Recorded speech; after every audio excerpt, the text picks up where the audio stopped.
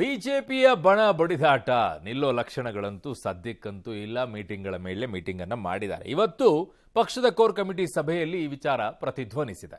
ಯತ್ನಾಳ್ ಬಣದ ರಾಜಕೀಯದ ಬಗ್ಗೆ ರಾಜ್ಯ ಬಿಜೆಪಿ ಉಸ್ತುವಾರಿ ಸಮ್ಮುಖದಲ್ಲಿ ವಿಜಯೇಂದ್ರ ತೀವ್ರ ಅಸಮಾಧಾನವನ್ನು ವ್ಯಕ್ತಪಡಿಸಿದ್ದಾರೆ. ಯತ್ನಾಳ್ ವಿಚಾರವನ್ನು ಹೈಕಮಾಂಡ್ ಗಂಭೀರವಾಗಿ ಪರಿಗಣಿಸಬೇಕು, ಏನಾದ್ರೊಂದು ತೀರ್ಮಾನ ತಗೊಳ್ಳೇಬೇಕು ಅಂತ ವಿಜಯೇಂದ್ರ ಅವರು ಒತ್ತಾಯಿಸಿದ್ದಾರೆ. ಇಷ್ಟು ಕಾಲ ಸಹಿಸಿದ್ದೇವೆ, ಇನ್ನು ಮುಂದೆ ಸಹಿಸಲು ಆಗಲ್ಲ ಅಂದಿದ್ದಾರೆ. ಇದೇ ವೇಳೆ ಕಾಂಗ್ರೆಸ್ಗೆ ಹತ್ತಿರವಾದ ಶಾಸಕ ಎಸ್ ಟಿ ಸೋಮಶೇಖರ್ ಮತ್ತು ಹೆಬ್ಬಾರ್ ಉಚ್ಚಾಟನೆಗೂ ಕೂಡ ಸಭೆ ಶಿಫಾರಸು ಮಾಡಿದೆ ಅಂತೆ. ಬಿಜೆಪಿ ರಾಜ್ಯಾಧ್ಯಕ್ಷರನ್ನ ಬದಲಾವಣೆ ಮಾಡುವಂತ ವಿಚಾರನೇತು ಯತ್ನಾಳ್ ಅವರು ಅದನ್ನು ಹೇಳ್ತಾ ಇದ್ರು. ಆ ಬದಲಾವಣೆ ಮಾಡುವಂತ ಪ್ರಶ್ನೆನೇ ಇಲ್ಲ ಅಂತ ಪಕ್ಷದ ಉಸ್ತುವಾರಿಯವರು ಸ್ಪಷ್ಟಪಡಿಸಿದ್ದಾರೆ. ರಾಜ್ಯಾಧ್ಯಕ್ಷ ಸ್ಥಾನಕ್ಕೆ ವಿಜಯೇಂದ್ರ ಅವರೇ ಸೂಕ್ತ ವ್ಯಕ್ತಿ ಅಂತ ಹೈಕಮಾಂಡ್ ಭಾವಿಸಿದೆ ಅಂದಿದ್ದಾರೆ.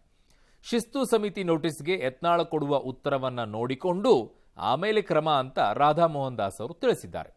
ಕೋರ್ ಕಮಿಟಿ ಸಭೆ ಹೊತ್ತಲ್ಲೇ ಸಿಎಂ ಹಾಗೂ ಇಂಗಿತವನ್ನ ಯತ್ನಾಳ್ ಅವರು ವ್ಯಕ್ತಪಡಿಸಿದ್ದಾರೆ. ಮುಖಂಡರುಗಳು ಅಸ್ವಸ್ಥ ನಡವಳಿಕೆಗಳು ನಡೀತಾ ಇದೆ ಹಲವು ತಿಂಗಳಿಂದ ಇದೆಲ್ಲದಕ್ಕೂ ಕೂಡ ಕಡಿವಾಣ ಹಾಕಬೇಕು, ಎಲ್ಲವೂ ಕೂಡ ಸುಸೂತ್ರವಾಗಿ ಹೋಗಬೇಕು, ಸರಿಯಾದ ದಿಕ್ಕಿನಲ್ಲಿ ಹೋಗಬೇಕು. ಈ ನಿಟ್ಟಿನಲ್ಲೂ ಕೂಡ ವರಿಷ್ಠರ ಗಮನಕ್ಕೆ ತರಬೇಕು ಅನ್ನೋದು ಕೂಡ ಚರ್ಚೆ ಆಗಿದೆ. ಯಾರು ಇನ್ನೂ ಕೂಡ ಆದಿ ಬೀದಿಯಲ್ಲಿ ಮಾತನಾಡ್ತಾರೆ ಅದ್ರ ಬಗ್ಗೆ ಗಂಭೀರವಾಗಿ ಕ್ರಮ ಕೈಗೊಳ್ಳಬೇಕು ಅನ್ನೋ ವಿಚಾರವೂ ಕೂಡ ಚರ್ಚೆ ಆಗಿದೆ. So ball is already in the high command's court, ಅವ್ರ ನಿರ್ಧಾರವನ್ನು ಮಾಡ್ತಾರೆ. मैंने ऐसी चीज़ों को बहुत गंभीरता से देख रहा हूं और न इसको लेकर के संगठन बहुत ज़्यादा चिंतित है। हम भारतीय जनता पार्टी के अनुशासित का समय ही इसका जवाब देगा। जो जिस समय उचित होता है उस समय उसका प्रयोग किया जाता है। आज विजेंद्र उचित है, इसलिए विजेंद्र हमारे प्रदेश अध्यक्ष हैं।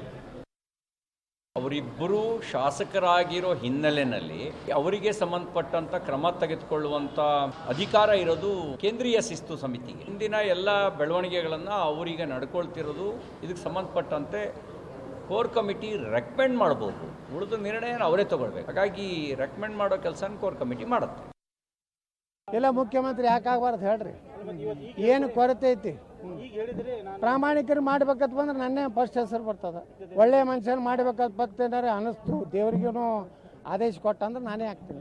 ಸಮಸ್ಯೆ ಯತ್ನಾಳ್ ಅವರು ಕೇಳೋ ರೀತಿಯಲ್ಲಿ ಕೇಳ್ತಾ ಇಲ್ಲ. ಹೋಗ್ತಾ ಇರುವಂತ ಕೇಳೋ ವಿಚಾರಗಳು ಸರಿಯಾಗಿದೆ, ಆದರೆ ಕೇಳೋ ರೀತಿ ಸರಿ ಇಲ್ಲ ಅನ್ನುವಂಥದ್ದು ಇಲ್ಲಿ ಗಮನಿಸ್ಕೊಳ್ಬೇಕು. ಯತ್ನಾಳ್ ಅವರು ಹೇಳ್ತಾ ಇರುವಂಥದ್ದು ರಾಜ್ಯಾಧ್ಯಕ್ಷರ ಬದಲಾವಣೆ ಯಾಕೆ ಅನ್ನುವಂಥದ್ದಕ್ಕೆ ಉತ್ತರ ಕೊಡ್ತಾ ಇಲ್ಲ. ಅವ್ರು ಹೇಳ್ತಾ ಇರುವಂಥದ್ದು ಅವರ ಹಿನ್ನೆಲೆ ಅವನ್ನೆಲ್ಲ ನೋಡಬೇಕು ಅಂತ ಹೇಳಿ.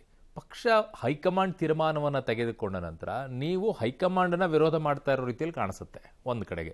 ಇನ್ನೊಂದು ಕಡೆಗೆ ಇದರಲ್ಲಿ ಮುಖ್ಯವಾಗಿ ಚರ್ಚೆಗೆ ಬರಬೇಕಾಗಿರುವಂಥದ್ದು ಬಿಜೆಪಿಯಲ್ಲಿ ಯಾಕೆ ಉತ್ತರ ಕರ್ನಾಟಕದ ವಿಚಾರವನ್ನು ಕಡೆಗಣಿಸ್ತಾ ಇದ್ದಾರೆ.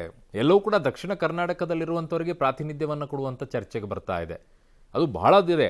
ಅದರ ನಿಟ್ಟಿನಲ್ಲೇ ಈಗ ಕ್ರಮವನ್ನು ತೆಗೆದುಕೊಳ್ಳೋಕ್ಕೂ ಕೂಡ ಹೈಕಮಾಂಡ್ ಹಿಂದೇಟನ್ನು ಹಾಕ್ತಾ ಇದೆ. ಒಂದು ಪಂಚಮಸಾಲಿಯಲ್ಲಿರುವಂಥ ನಿರ್ಧಾರವನ್ನು ತೆಗೆದುಕೊಂಡು ಅವ್ರ ಮೇಲೆ ಕ್ರಮ ತೆಗೆದುಕೊಂಡ್ರೆ ಪಂಚಮಸಾಲಿಗಳ ವಿರೋಧ ವ್ಯಕ್ತ ಆಗುತ್ತಾ, ಆ ನಿಟ್ಟಿನಲ್ಲಿ ಏನಾದರೂ ಬರುತ್ತಾ ಅಂಥ ಯೋಚನೆಗಳು. ಇನ್ನೊಂದು ಕಡೆಗೆ ಉತ್ತರ ಕರ್ನಾಟಕ ಭಾಗದಲ್ಲಿ ನೋಡಿ, ನೀವು ಕೇಂದ್ರ ಮಂತ್ರಿಗಳನ್ನು ತಗೊಳ್ಳಿ, ಆಲ್ಮೋಸ್ಟ್ ಆಲ್ ಈ ಕಡೆಗೆ ದಕ್ಷಿಣ ಕರ್ನಾಟಕ ಭಾಗದಲ್ಲಿನೇ, ಆ ಕಡೆಗೆ ಸಿಗುವಂಥದ್ದು ಹುಬ್ಬಳ್ಳಿ ಧಾರವಾಡದಲ್ಲಿ ಜೋಶಿ ಅವರಿಗೊಬ್ಬರಿಗೇನೆ, ವಿರೋಧ ಪಕ್ಷ ನಾಯಕ ಈ ಕಡೆನೆ, ರಾಜ್ಯಾಧ್ಯಕ್ಷರು ಈ ಕಡೆನೆ. ಉತ್ತರ ಕರ್ನಾಟಕ ಭಾಗದಲ್ಲಿರುವಂಥವ್ರು ಏನು ಮಾಡಿದ್ದಾರೆ? ಯಾಕಲ್ಲಿರುವಂಥವ್ರಿಗೆ ಸ್ಥಾನವನ್ನು ನೀಡಿಲ್ಲ? ಇವುಗಳನ್ನು ಕೇಳ್ಕೊಳ್ಳಿ. ಈ ಬಾರಿ ಹೈದರಾಬಾದ್ ಕರ್ನಾಟಕದಲ್ಲಿ ಬಿಜೆಪಿ ಅತಿ ಹೆಚ್ಚು ಸೀಟ್ಗಳನ್ನು ಕಳ್ಕೊಳ್ಳೋಕೆ ಕಾರಣ ಏನಿದೆ? ಒಂದು ಜಾತಿ ವಿಚಾರದಲ್ಲಿ ಲೆಕ್ಕಾಚಾರಗಳು ಬೇರೆ ಕಡೆಗಿದೆ, ಇನ್ನೊಂದು ಕಡೆಗೆ ಪ್ರಾತಿನಿಧ್ಯ ಎಲ್ಲಿದೆ ನಿಮಗೆ ಕೊಟ್ಟಿರುವಂಥದ್ದು ಆ ಭಾಗದಲ್ಲಿ, ಅವುಗಳು ಕೂಡ ಕನ್ಸಿಡರ್ ಆಗಬೇಕು. ಅದನ್ನು ಧ್ವನಿ ಎತ್ತಿರಿ ಯತ್ನಾಳ್ ಸಾಹೇಬ್ರೆ. ನೀವು ಎತ್ಕೊಂಬಿಟ್ಟು ಅದಾಯಿತು ಇದಾಯಿತು ಹಂಗಾಯಿತು ಹಿಂಗಾಯಿತು ಅಂಥೇಳಿ ಸ್ಥಾನಗಳನ್ನು ಕೇಳ್ಕೋಬೇಕು. ನಿಮ್ಮ ಪಾರ್ಟಿ ವಿಚಾರ ನಾವೇ ತಲೆ ಹಾಕೊಳ್ಳೋಣ, ಆದರೆ ಉತ್ತರ ಕರ್ನಾಟಕ ಭಾಗದಲ್ಲಿರುವಂಥ ವಿಚಾರದಿಂದ ಈ ಪ್ರಶ್ನೆಯನ್ನು ಎತ್ತಬೇಕಾಗಿದೆ. ಎಲ್ಲಿದೆ ಪ್ರಾತಿನಿಧ್ಯ? ಯಾವ ವಿಚಾರದಲ್ಲಿ ಕೊಟ್ಟಿದ್ದೀರಾ? ಒಂದು ಪ್ರಹ್ಲಾದ್ ಜೋಶಿ ಅವ್ರನ್ನ ಹೊರತುಪಡಿಸಿಬಿಟ್ರೆ ಇನ್ನೇನಿದೆ? ಮುಂಬೈ ಕರ್ನಾಟಕ, ಹೈದರಾಬಾದ್ ಕರ್ನಾಟಕ ಎಲ್ಲಿದೆ? ಯಾರಿಗೆ ಕೊಟ್ಟಿದ್ದೀರಾ? ಶೋಮಿ ಏನಿದೆ ಹೇಳಿ? ಯಾವ ಪೊಸಿಷನ್ಗಳನ್ನು ಕೊಟ್ಟಿದ್ದೀರಾ? ಕಾರ್ಯದರ್ಶಿಗಳು, ನಿಮ್ಮ ಪ್ರಧಾನ ಕಾರ್ಯದರ್ಶಿಗಳು, ಮಂತ್ರಿಗಳು, ಎಲ್ಲ ಪ್ರಾತಿನಿಧ್ಯ ಈ ಕಡೆನೇ. ಇದು ಮೂಲ ಕೇಳಬೇಕಾಗಿರೋದು, ಇನ್ಯಾವ್ಯಾವುದು ಅಲ್ಲ. ನೀವು ಹೋಗ್ತಾ ಇರೋದು ಇನ್ಯಾವುದೋ ರೂಟಲ್ಲಿ, ಅದೇ ಸಮಸ್ಯೆ ಆಗಿರೋದು. ಓಕೆ, ಇನ್ನು ಮುಂದುವರೆದ ಭಾಗದಲ್ಲಿ ಕಾಂಗ್ರೆಸ್ನಲ್ಲಿ ಏನಾಗಿದೆ? ಎಲ್ಲ ಸರಿ ಇದೆಯಾ? ಯಾವ ಪಕ್ಷಗಳು ಸರಿ ಇರಲ್ಲ ಅವ್ರವ್ರ ಪಕ್ಷದಲ್ಲಿ. ಕಾಂಗ್ರೆಸ್ನಲ್ಲೂ ಬಿ ಕೆ ಹರಿಪ್ರಸಾದ್ ಎದ್ದಿದ್ರು, ಶಾಮನೂರು ಶಿವಶಂಕರಪ್ಪನವರು ಇದ್ದಿದ್ರು. ಹಾಗೆ ಒಬ್ಬೊಬ್ಬರು ಒಂದೊಂದು ಪಕ್ಷದಲ್ಲಿ ಹೇಳ್ತಾರೆ. ಕಾಂಗ್ರೆಸ್ನಲ್ಲಿ ಪವರ್ ಶೇರಿಂಗ್ ಒಪ್ಪಂದದ ಚರ್ಚೆ ಹೊತ್ತಲೇ ಸಿಎಂ ಸಿದ್ದರಾಮಯ್ಯ ಮಹತ್ವದ ಹೇಳಿಕೆಯನ್ನು ನೀಡಿದ್ದಾರೆ. ನಾನೀಗ ರಾಜಕೀಯ ಜೀವನದ ಕೊನೆಗಾಲದಲ್ಲಿದ್ದೇನೆ ಅಂದಿದ್ದಾರೆ. ಇದು ಚರ್ಚೆಗೆ ಗ್ರಾಸವಾಗಿದೆ. ಮತ್ತೊಂದು ಕಡೆಗೆ ಪವರ್ ಶೇರಿಂಗ್ ಸಂಬಂಧ ಪಕ್ಷದಲ್ಲಿ ಟಾಕ್ ವಾರ್ ಮುಂದುವರೆದಿದೆ. ಡಿಕೆ ಶಿವಕುಮಾರ್ ಹೇಳಿಕೆ ನಿಜ ಎನ್ನುವ ಮೂಲಕ ಪವರ್ ಶೇರಿಂಗ್ ಒಪ್ಪಂದ ಸತ್ಯ ಅಂತ ಮುನಿಯಪ್ಪನವರು ಹೇಳಿದ್ರು. ಅದಕ್ಕೆ ಪರಮೇಶ್ವರ್ ಅಸಮಾಧಾನ ವ್ಯಕ್ತಪಡಿಸಿದ್ದಾರೆ. ಬಹಿರಂಗ ಹೇಳಿಕೆಗಳ ಬಗ್ಗೆ ಅಧ್ಯಕ್ಷರು ನೋಡ್ಕೋತಾರೆ ಅಂದಿದ್ದಾರೆ. ಇಷ್ಟು ಹೇಳಿದ ತಕ್ಷಣ ಮುನಿಯಪ್ಪನವರು ಉಲ್ಟಾ ಹೊಡೆದ್ಬಿಟ್ರು.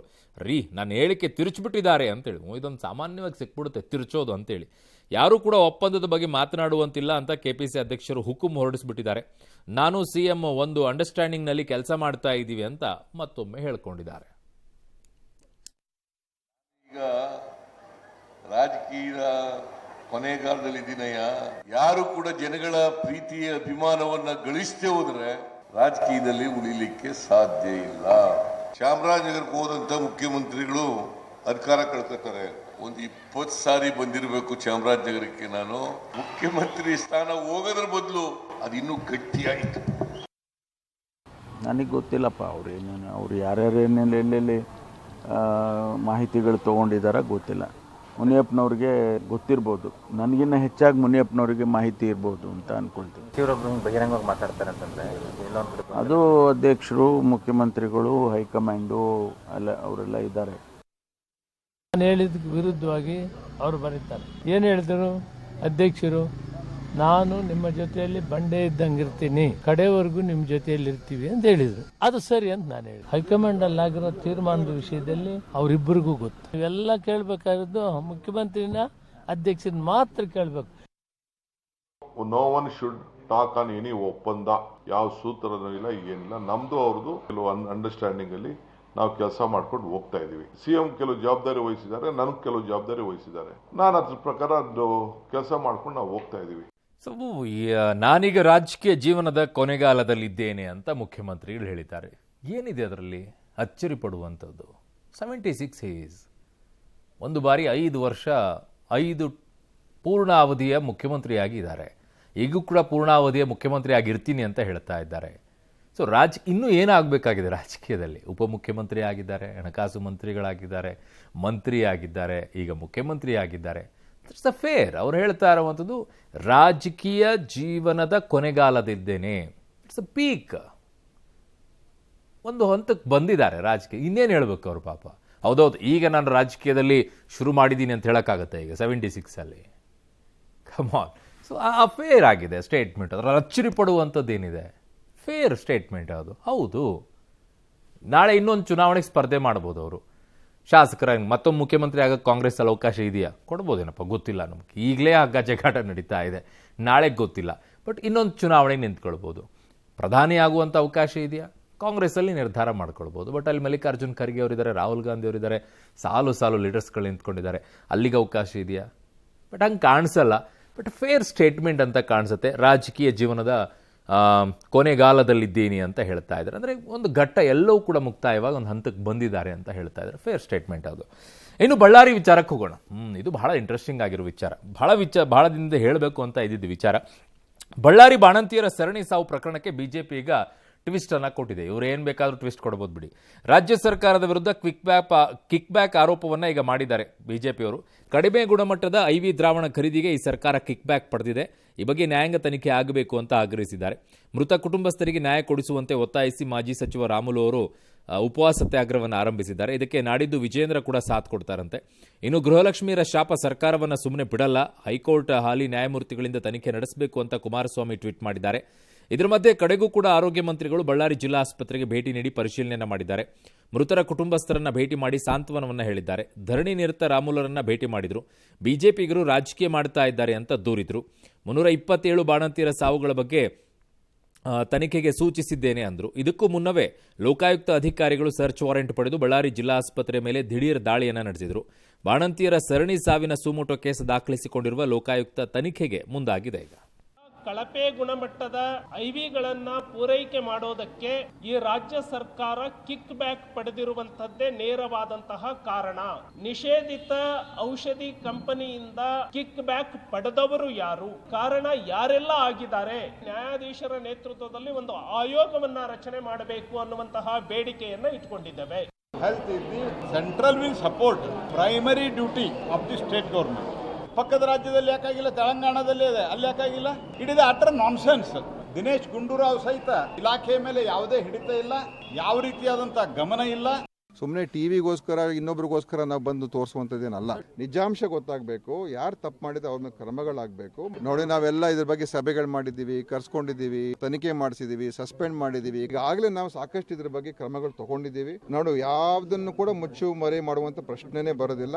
ರಾಜೀವ್ ಅವ್ರು ಹೇಳೋ ರೀತಿಯಲ್ಲಿ ನಿಷೇಧಿತವಾಗಿರುವಂಥ ಕಂಪ್ನಿಯಿಂದ ತಗೊಂಡಿದ್ದಾರೆ ಅಂದರೆ ಇಟ್ಸ್ ಸರ್ಕಾರದ್ದೇ ಹೊಣೆ. ಅದು ನಿಷೇಧ ಹೇಗೆ ತೊಗೊಳಕ್ಕಾಗುತ್ತೆ ಅದನ್ನು ಗೊತ್ತಿಲ್ಲ. ಅದು ಮಸ್ಟ್ ಆನ್ಸರ್ ರಾಜೀವ್ ಅವರು. ಯಾವುದು ಏನು ಎತ್ತ ಅಂತೇಳಿ ಡೀಟೇಲ್ ಆಗಿ ಹೇಳಬೇಕು ನೀವು. ಅದು ಯಾವ ಕಂಪನಿಯಿಂದ ತೊಗೊಂಡಿದ್ದಾರೆ, ಅದು ನಿಷೇಧಿತ ಹೇಗಿದೆ ಅಂತೇಳಿ. ಆಮೇಲೆ ಇನ್ನೊಂದು ತನಿಖೆ ವಿಚಾರ, ಅದನ್ನು ಮಾಡಿಸ್ಬೇಕು ಮಾಡಿಸಬಾರ್ದು, ಅದನ್ನು ಸರ್ಕಾರ ತೀರ್ಮಾನವನ್ನು ಮಾಡೋದು. ಬೇರೆದರಲ್ಲಿರುವಂಥ ಉತ್ಸಾಹ ಇದರಲ್ಲಿ ಯಾಕಿರಲ್ಲ? ಬೇರೆದ್ರಲ್ಲಿ ಮಾತ್ರ ಆತುರದಿಂದ ಉತ್ಸಾಹ ತಗೊಳ್ತೀರಾ, ತನಿಖೆ ಮಾಡಿಸ್ತೀವಿ ನಾವು ಕೊಟ್ಬಿಡ್ತೀವಿ ಅಂತೇಳಿ. ಇದ್ರಾಗ ಯಾಕಿಲ್ಲ? ಬುಡಕ್ಕೆ ಬರುತ್ತೆ ಅಂತ ಹೇಳಿ. ಮತ್ತು ನನ್ನ ಪ್ರಶ್ನೆ ಏನು ಅಂತಂದರೆ, ಬೇರೆ ಸಂದರ್ಭದಲ್ಲೆಲ್ಲ ಮಹಿಳಾ ಆಯೋಗದವರು ಓಡೋಡು ಹೋಗ್ತಿದ್ರಲ್ಲ ಮೇಡಮ್, ಈಗ ಯಾಕೆ ಹೋಗ್ತಿಲ್ಲ ನೀವು? ಯಾಕೆ ಕಣ್ಣಿಗೆ ಕಾಣಿಸ್ತಿಲ್ಲ ಇದು? ಯಾಕೆ ಇದ್ರ ಬಗ್ಗೆ ಧ್ವನಿ ಎತ್ತಾ ಇಲ್ಲ? ಎಲ್ಲಿದ್ದೀರಾ? ಬೇರೆ ಎಲ್ಲ ಪೋಸ್ಟರ್ಗಳು, ಫೋಟೋಗಳು, ವಿಡಿಯೋಗಳು ಏನೇನೇನೋ ಹಾಕ್ಕೊಳ್ತೀರಾ, ಇದು ಕಣ್ಣಿಗೆ ಕಾಣಿಸ್ತಿಲ್ವಾ? ಬಳ್ಳಾರಿದು ಆಯಿತು. ಮಹಿಳಾ ಮತ್ತು ಮಕ್ಕಳ ಕಲ್ಯಾಣ ಇಲಾಖೆ ಏನು ಮಾಡ್ತಾ ಇದೆ? ನಿಮ್ಗೆ 2,000 ರೂಪಾಯಿ ಕೊಡೋದೊಂದು ಯೋಚನೆ ಬಿಟ್ಬಿಟ್ರೆ ಇನ್ಯಾವುದು ಕಣ್ಣಿಗೆ ಕಾಣಿಸ್ತಾ ಇಲ್ವಾ ರಾಜ್ಯದಲ್ಲಿ? ಯಾಕೆ ಕಣ್ಣಿಗೆ ಕಾಣಿಸ್ತಾ ಇಲ್ಲ ಇದು? ಅಲ್ಲಿ ಸಾವನ್ನಪ್ಪಿರುವಂಥ ವಿಚಾರ ಏನು? ಆ ಮಕ್ಕಳ ಪರಿಸ್ಥಿತಿ ಏನು? ಮಾನಸಿಕವಾಗಿ ಹೆಂಗೆ ಕುಗ್ಗೋಗುತ್ತೆ? ಆ ಕುಟುಂಬ ಹೆಂಗೆ ಕುಗ್ಗೋಗುತ್ತೆ? ಏನಾಗುತ್ತೆ ಆ ಮಕ್ಕಳ ಪರಿಸ್ಥಿತಿ? ಏನಾದರೂ ಅರಿವಿದೆಯಾ? ಯಾರಾದರೂ ಹೋಗಿದ್ದೀರಾ ಅಲ್ಲಿಗೆ? ಕೇಳಿಸ್ಕೊಂಡಿದ್ದೀರಾ? ಯಾರಿಗೂ ಇಲ್ಲ. ಇನ್ನು ಮನೆ ಉಸ್ತುವಾರಿ ಮಂತ್ರಿಗಳಂತೂ DJ ಹಳ್ಳಿ, KG ಹಳ್ಳಿ, ಹುಬ್ಬಳ್ಳಿ ಗಲಭೆ ಆದಾಗಂತೂ ಬೇಲ್ ಕೊಡ್ಸೋಕ್ಕೆ ಅವ್ರ ಮನೆ ಕುಟುಂಬದವರಿಗೆ ಪಾಪ ಅವ್ರನ್ನ ಯಾರೋ ಜೈಲಿಗೆ ಕರ್ಕೊಂಡು ಹೋಗ್ಬಿಟ್ರು ಅಂದ ತಕ್ಷಣ ಪಾಪ ಕುಟುಂಬಕ್ಕೆ ಏನೋ ಕಷ್ಟ ಆಗ್ಬಿಟ್ಟಿದೆ, ದುಡ್ಡು ಕೊಡೋಣ, ಪರಿಹಾರ ಕೊಡೋಣ, ಅವ್ರಿಗೊಂದಿಷ್ಟು ಫುಡ್ ಕಿಟ್ ಎಲ್ಲ ಕೊಡೋಣ ಅಂತೇಳಿ ಓಡೋಡ್ ಹೋಗಿದ್ರಿ. ಒಂದು ಘಟನೆ ಆಗಿ 1 ದಿನ 2 ದಿನಕ್ಕೇ. ಯಾಕೆ?